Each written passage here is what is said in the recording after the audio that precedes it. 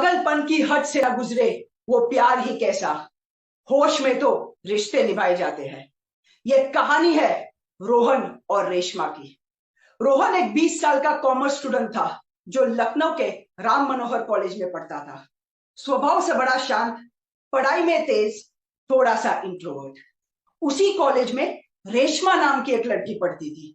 रेशमा मानो ऊपर वाले ने बड़े ही फुर्सत से बनाया हो। खूबसूरती की एक मिसाल थी वो। कॉलेज के लड़कों के ख्वाबों की परी थी वो। रोहन का दिल भी रेशमा के लिए धड़कता था। सोते जागते उठते बैठते बस रेशमा के ख्यालों में डूबा रहता था। लेकिन अब तक उसने अपने प्यार का इजहार नहीं किया होता। रेशमा अक्सर कॉलेज में अकेली बैठा करती थी। ज्यादा दोस्त नहीं थे उसके, कोई बॉयफ्रेंड भी नहीं था, कभी किसी लड़के के साथ दिखाई नहीं दी। इससे रोहन को एक उम्मीद की किरण दिखाई देती है। सोचता है शायद Reshma is single and he decides to propose Reshma during the upcoming rose day event in his college. Rose day के दिन बड़ा सज धज के पूरे जोश में हाथों में गुलाब लेकर वो कॉलेज जाता है। रेशमा भी सफेद रंग की ड्रेस में इतनी खूबसूरत लग रही होती है जैसे कोई ईद का चांद निकला हो। हिम्मत जुटाकर वो रेशमा के पास जाता है। Hi Reshma, my name is Rohan, I love you, please accept my rose and love for you, will you be my girlfriend?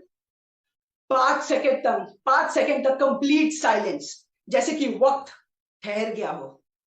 और फिर रेशमा उस गुलाब को अपने हाथ में लेती है और दूसरे क्षण उसको कुचल कर फेंक देती है। गेट लॉस्ट कहकर वहां से चली जाती है। रोहन का दिल टूटकर बिखर जाता है।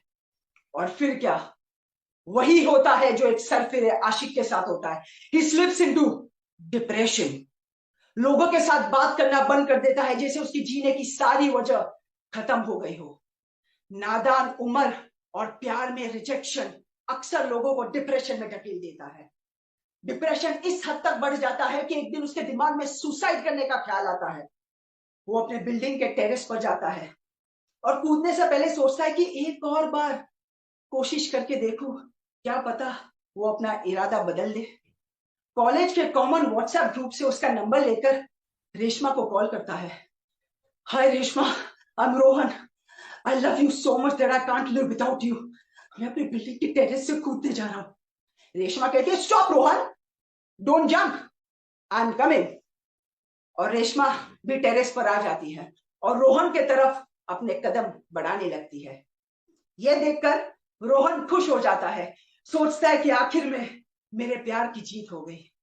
रेशमा और पास आती है, और पास और पास, और अचानक खुद धक्का देकर रोहन को टेरेस से गिरा देती है। जब अपनी आंखें खोलता है तो रोहन अपने आप को अस्पताल में पाता है। Falling from a 3-story building, luckily he survives. होश में आकर सबसे पहले रेशमा के बारे में पूछता है। तब उसका दोस्त उसको रेशमा की सच्चाई बताता है that Reshma has been admitted to mental asylum. She had lost both her parents in childhood and grew up in complete loneliness. She was suffering from severe mental health condition that went unnoticed for years and nobody helped her. यह सुनकर रोहन की आंखों में आंसू आ जाते हैं and he realizes that sometimes the most beautiful people around us are the ones who are fighting the hardest unseen battles जो बाहर से दिखाई नहीं देते. He decides to help Reshma come out of depression. He steps out of hospital in search of Reshma. This time, not as an obsessive lover, but as a compassionate friend who cares for humanity. Mental health is a serious problem, and statistics say that every 1 out of 10 people in India are suffering from it. Friends, if you ever find anyone around you lonely, displaying erratic behavior, please speak to them compassionately.